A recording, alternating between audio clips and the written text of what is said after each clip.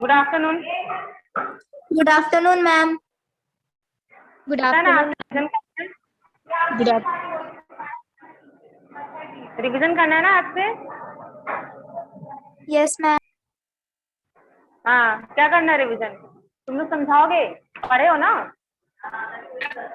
Yes ma'am. हाँ, ये तो पेज शेयर की हूँ ना, इसको समझाओ फटाफट। चलो, कौन कौन है पहले मेरे को देखने दो। हाँ, आयुषी, चित्रलेखा, ऋतु, रिया और टिनी। ठीक है, सबसे पहले कौन है ये? टिनी। समझाओ तुम। फर्स्ट जो पैराग्राफ है साइंस, जहाँ पे लिखा है साइंस का जो हेडिंग है वो एक्सप्लेन करो मुझे।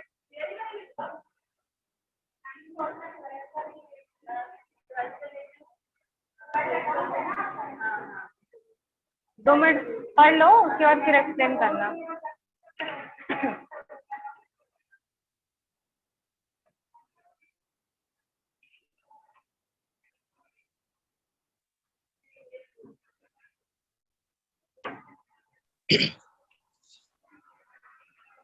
मैम हाँ, बोलो। फर्स्ट पैरा जो साइंस वाला जो दिया है, हाँ, बोलो। उसमें मतलब ये बोला है कि जो हमारा नेचर है वो पूरा मतलब कि कैसे बोले इसको, सीन अलग अलग तरीके के सीनरी वगैरह हैं में, और बहुत सारे नेचुरल फिनोमिना होते हैं, जैसे कि डे से नाइट, मतलब सोलर एक्लिप्स, लूनर एक्लिप्स, और वोल्केनो जो फूटता है वो, और अर्थक्वेक वगैरह। तो इन सबको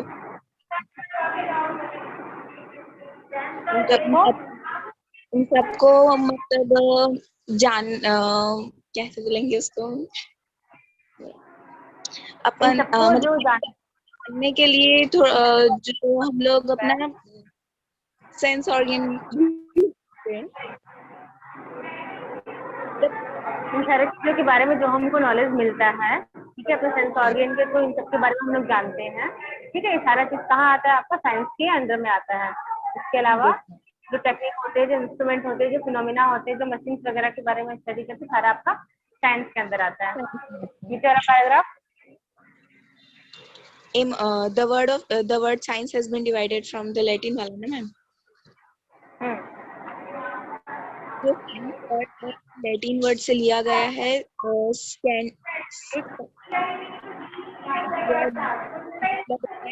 टू नो मतलब जानना,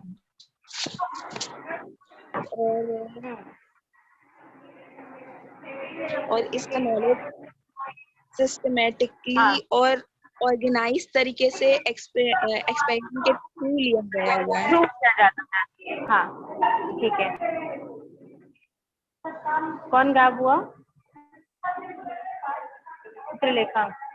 चलो, ऋतु, नेक्स्ट। एम ऑफ साइंस आप बताओगे। एम ऑफ साइंस का जो हेडिंग, हाँ, बायोलॉजिकल साइंस तक आप बताओगे। या तो एक्सप्लेन करोगे मुझे, या तो मैं क्वेश्चन पूछूंगी तुम लोग से। मैम 2 मिनट बता रही हूँ। हाँ हाँ, 2 मिनट पढ़ लो उसको आप।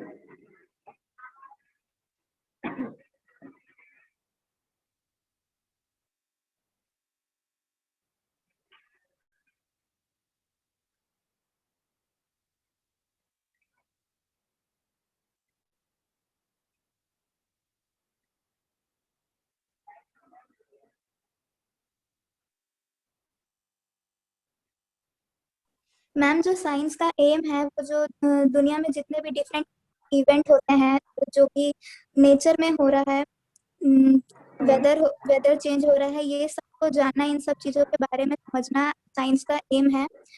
और इसके 2 मेन ब्रांचेस होते हैं, फिजिकल साइंस और बायोलॉजिकल साइंस। फिजिकल साइंस में फिजिक्स, केमिस्ट्री, मैथमेटिक्स जैसे सब्जेक्ट इंक्लूड हैं, और बायोलॉजिकल साइंस में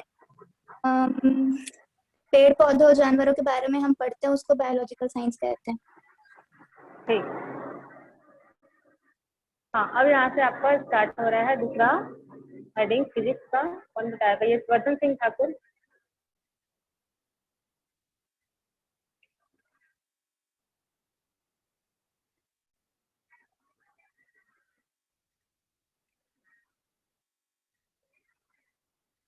यशवर्धन सिंह ठाकुर, तुमको आगे एक्सप्लेन करना है, नहीं आता एक्सप्लेन, चले जाओ यहाँ से।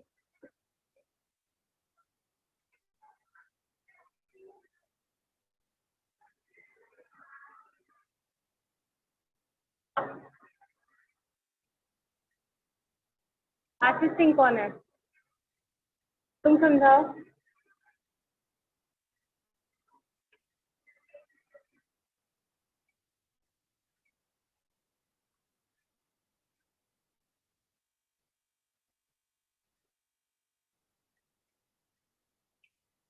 चलो चले गए सब लोग। ठीक है, मैं तुम लोग से पूछ लेती हूँ, फटाफट बताओ मुझे, व्हाट इज मैटर। रिया बताओ। The object that has mass and occupies space. What is mass.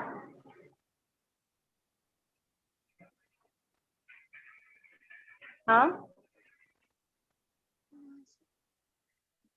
उस ऑब्जेक्ट का वेट, ऑब्जेक्ट का वेट।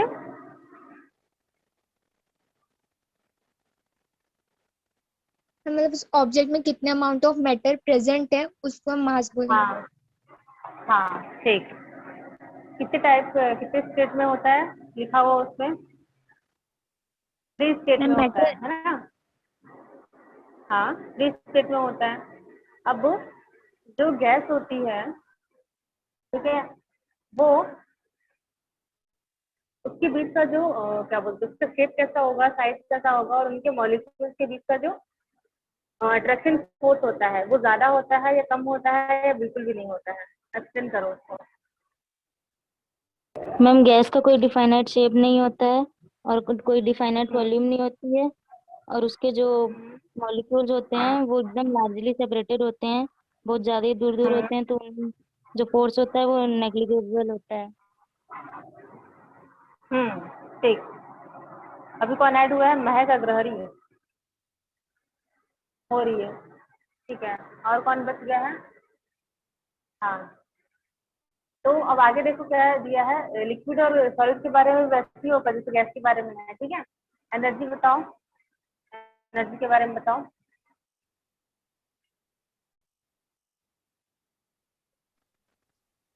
एनर्जी का ना ही मास होता है ना ही ये कोई स्पेस ऑक्यूपाई करता है, पर ये हर ऑब्जेक्ट में प्रेजेंट होता है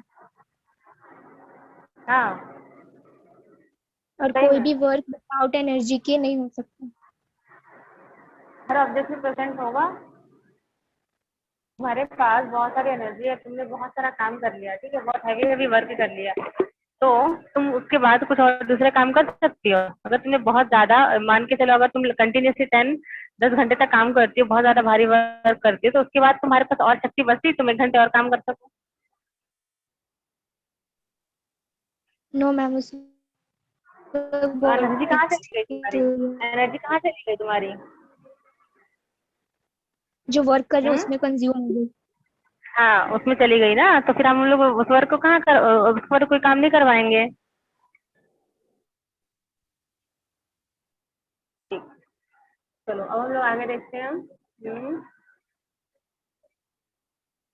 फिर ऐसे रहने दो। मुझे ये बताओ, how many type of force present in nature. Ma'am 4 types. 3 ही बताइएगी आप, चारों का नाम।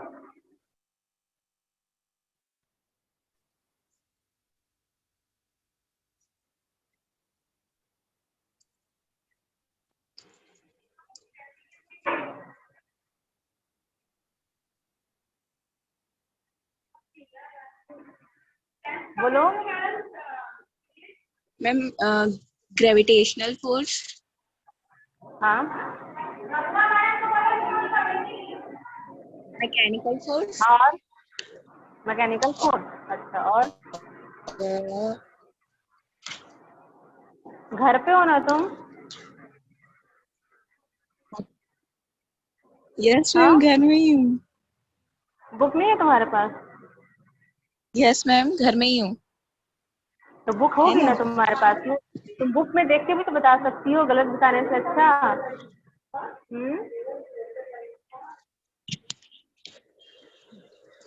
जिसमें एक मिनट। ऋतु बताओ, ऋतु तुम नाम बताओ, फिर टीनी दूसरा बताएगी। Gravitational force, weak nuclear force, strong nuclear force और इलेक्ट्रोमैग्नेटिक फोर्स। हाँ ठीक है, सुनिए टीनी तुमने। हाँ अब तुम बताओ टीनी, ग्रेविटेशनल फोर्स के बारे में।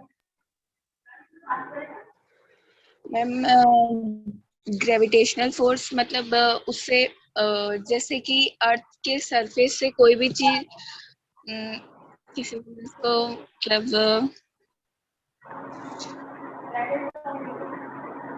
कहाँ रहती हो तुम? अर्थ में। अर्थ में कि अर्थ पे? अर्थ पे। हाँ पे ना, मैं मत बोलना, गड्ढे के अंदर नहीं रहती हो तो उस पे। Yes ma'am. हाँ किस कारण से इस पे करते हैं अपन? क्यों ऊपर जाते ही उड़ने लगते हैं, और क्यों आप लोग अर्थ की सरफेस पे इस पे करते हैं, खड़े रहते हैं? ग्रेविटेशन के कारण। हाँ तो ये जो फोर्स है वो किस टाइप का फोर्स है?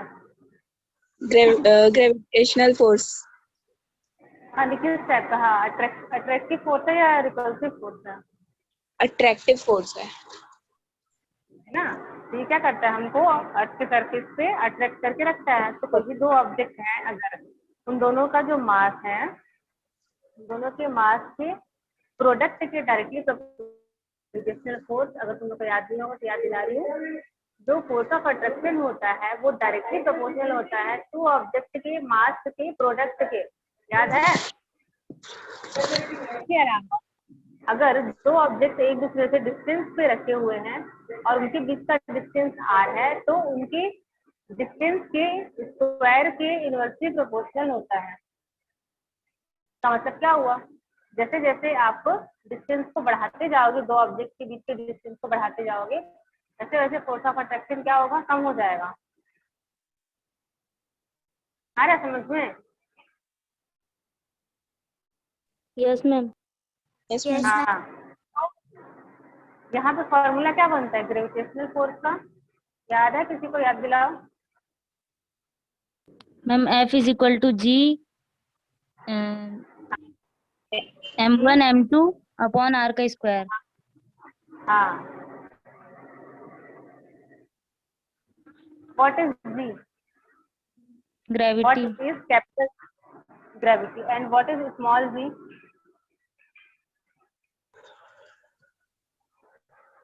Acceleration due to gravity. हाँ तो कैपिटल जी को भी ग्रेविटी, स्मॉल जी को भी ग्रेविटी बोलेंगे। Ma'am ma'am G capital gravitational force. Gravitational force होता है। दोनों की वैल्यू याद है किसी को? मैम कैपिटल G की 6.67 इंटू 10⁻⁻11 न्यूटन हाँ केजी मीटर स्क्वायर। स्क्वायर, और स्मॉल की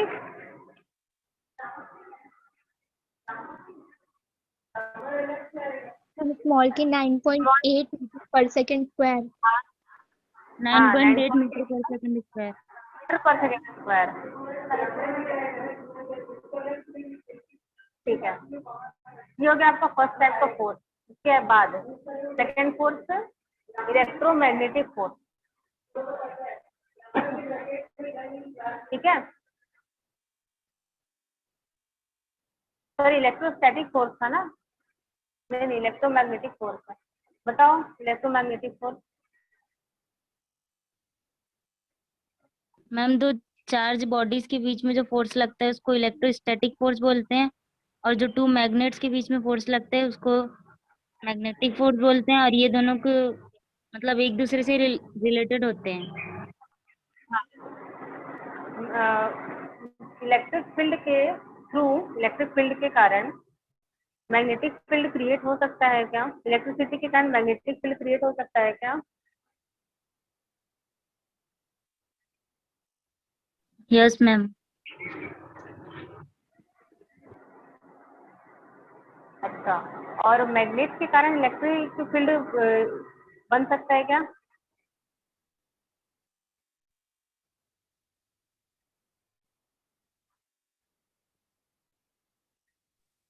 यस मैम। हम लोग को बता रही हूँ कैसे। ये तुम्हारा एक कंडक्टर है, ठीक है, इसमें क्या है, करंट है पूरा। इसके पास किसी दूसरे इलेक्ट्रिक ऑब्जेक्ट को लेके आओगे या किसी कंडक्टर को लेकर के आओगे, इवन अगर इसके वायर सामने से ओपन है, आप अपने हैंड को भी लेकर के आओगे, तो क्या करेगा, उसको अपनी ओर अट्रैक्ट कर लेता है ना। बोलो। Yes Yes, yes ma'am. Ma'am. तो क्या हुआ इसका मतलब,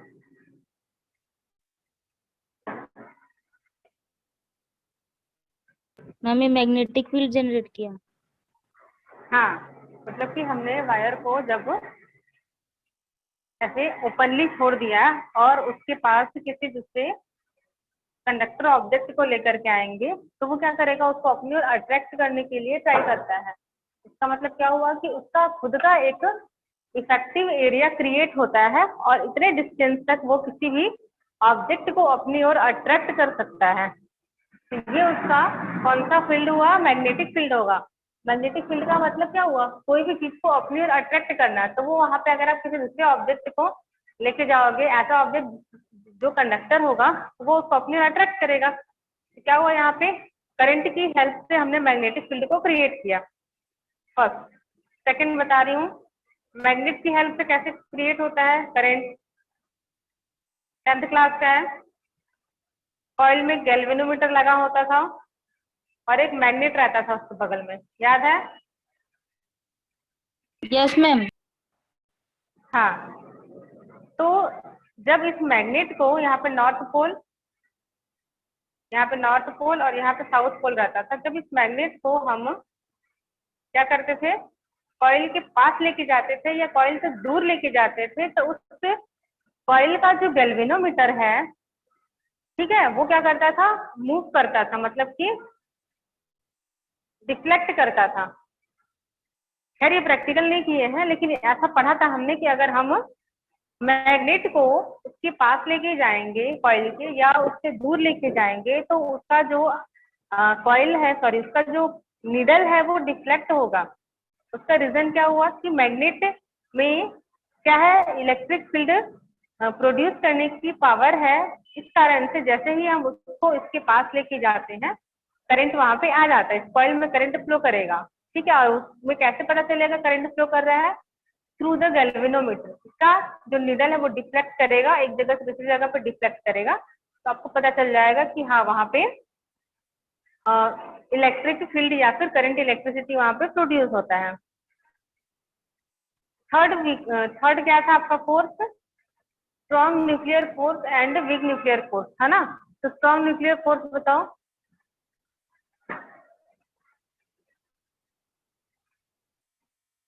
क्यों, कोई भी न्यूक्लियर फोर्स का मतलब क्या होता है, जो आपका एटम है, एटम के सेंटर पे फोर्स होता है, ठीक है, जिसके कारण कि जो सारे फंडामेंटल पार्टिकल्स होते हैं वो सेंटर पे स्टे करते हैं। तो अगर उनके बीच का फोर्स ज्यादा होगा, न्यूक्लियस में प्रेजेंट जो पार्टिकल्स होते हैं, अगर उनके बीच का फोर्स ज्यादा होगा, तो वो सारे पार्टिकल्स को एक दूसरे के साथ बाइंड करके वहीं पे रखे रहते हैं, ठीक है। वहां पे कौन कौन सा पार्टिकल होता है, प्रोटॉन होता है, न्यूट्रॉन होता है, ठीक है। और वो भी एक नहीं होते, बहुत सारे होते हैं। तो जो प्रोटॉन प्रोटॉन अगर वहां पे होगा, बिकॉज न्यूट्रॉन का तो चार्ज न्यूट्रल होता है, तो उसको हम लोग नेग्लिजिबल मानेंगे, बचेगा वहां पे सिर्फ प्रोटॉन, मतलब कि पॉजिटिव चार्ज।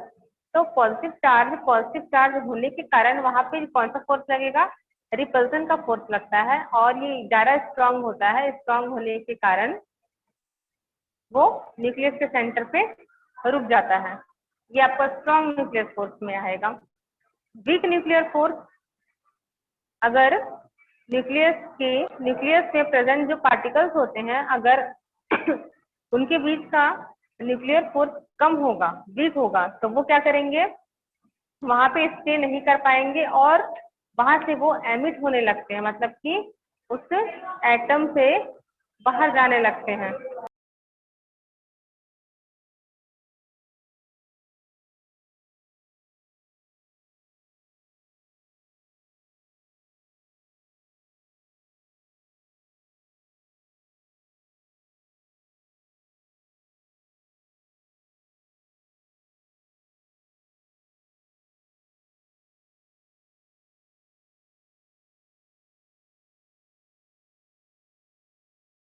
हाँ, तो मैं क्या बता रही थी, वीक न्यूक्लियर फोर्स होने के कारण सारे प्रोटॉन को जो होते हैं वो न्यूक्लियस पे स्टे नहीं कर पाते हैं, तो वो वहां से बाहर निकलने लगते हैं।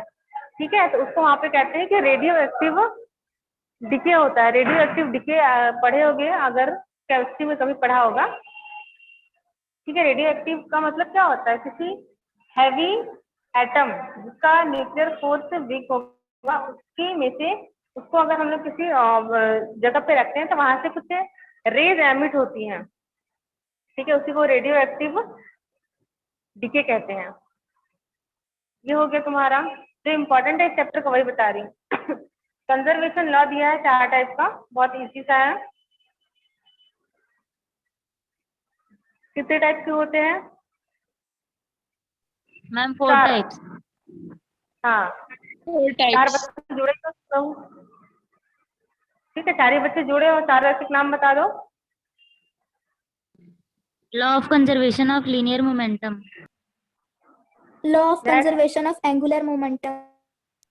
Law of conservation of energy. Law of conservation of charge. ठीक है, law of conservation of energy और चार्ज दोनों सेम है, और linear momentum angular momentum same है। सबसे पहले चार्ज और एनर्जी के बारे में कोई एक बच्चा बता दे मुझे, स्टेटमेंट बता दो, बहुत इजी सा है। Energy can neither be created nor destroyed, but it can be transferred from one form to another. Example,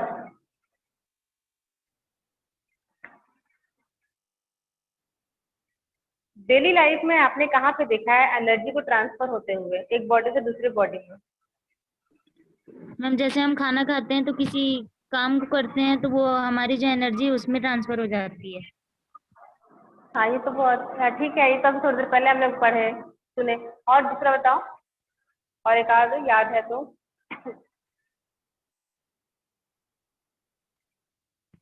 ma'am dam में जो वाटर को स्टोर करके रखते हैं। घर पे जैसे मोबाइल चलाते हो, है ना, या मान लो टीवी का रिमोट यूज करते हो, तो टीवी के जो रिमोट होता है, रिमोट में केमिकल्स होते हैं। ठीक है, उसको केमिकल सेल बोलते हैं। तो वो जो सेल है, अगर आप उसको ज्यादा यूज मतलब उसको यूज करते जाओगे तो उसके अंदर का अगर वो जो केमिकल है वो खत्म हो जाएगा, तो क्या होता है, सेल काम करना बंद कर देता है। मतलब कि हमने उसकी जो पूरी केमिकल एनर्जी थी वो किस में कन्वर्ट कर दी, टीवी की इलेक्ट्रिक एनर्जी में कन्वर्ट कर दी। आया समझ में? यस। Yes ma'am. यस ऐसे ही मैम। टॉर्च यूज करते हैं, टॉर्च को आप सेल की हेल्प से ऑन करेंगे तो उसका जो केमिकल सेल है, केमिकल सेल मतलब केमिकल एनर्जी है वहां पे, तो केमिकल एनर्जी के थ्रू हमने टॉर्च को ऑन करा। बट जब टॉर्च को हम ऑन करते हैं तो वो हमको लाइट देती है। ठीक है, जब वो लाइट देगी तो उसका सारा जो एनर्जी है, केमिकल एनर्जी, वो लाइट एनर्जी में कन्वर्ट हो गया। ठीक है, अब बताओ चार्ज का।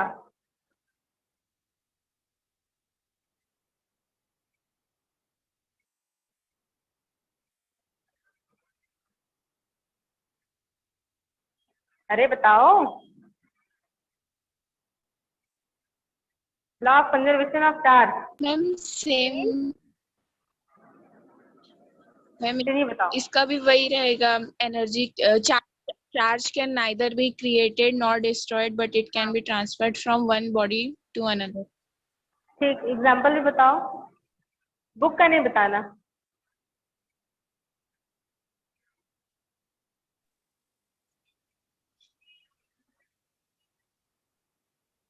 याद है तो बताओ, नहीं तो मैं बताऊंगी फिर।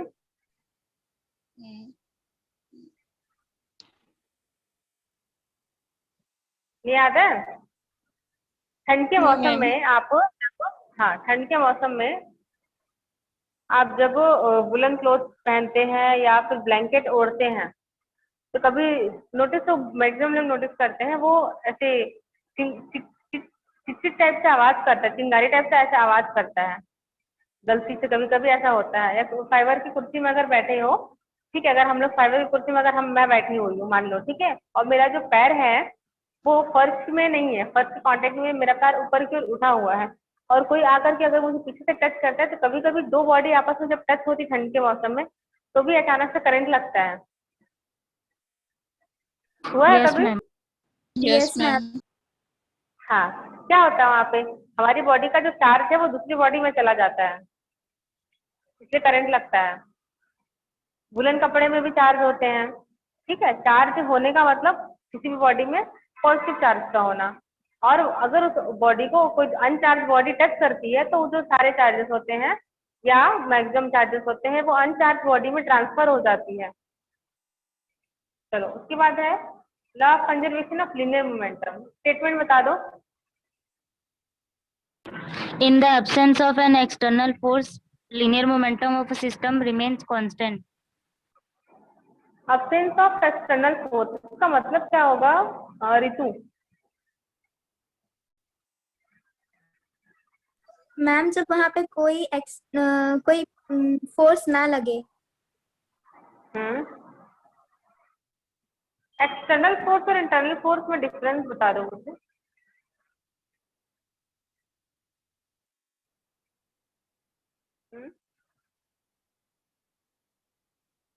आता है किसी को? इंटरनल और एक्सटर्नल का मतलब क्या होगा? एक्सटर्नल बाहर, इंटरनल अंदर। मैम एक्सटर्नल फोर्स जो हम किसी चीज पे अप्लाई करते हैं। ठीक। इंटरनल?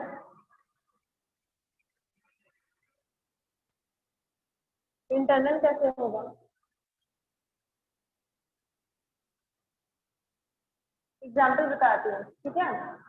आप क्लास में बैठ के पढ़ाई कर रहे हो, बहुत सारे बच्चे हैं क्लास में, सब एक दूसरे से मारापीटी कर रहे हैं, ठीक है।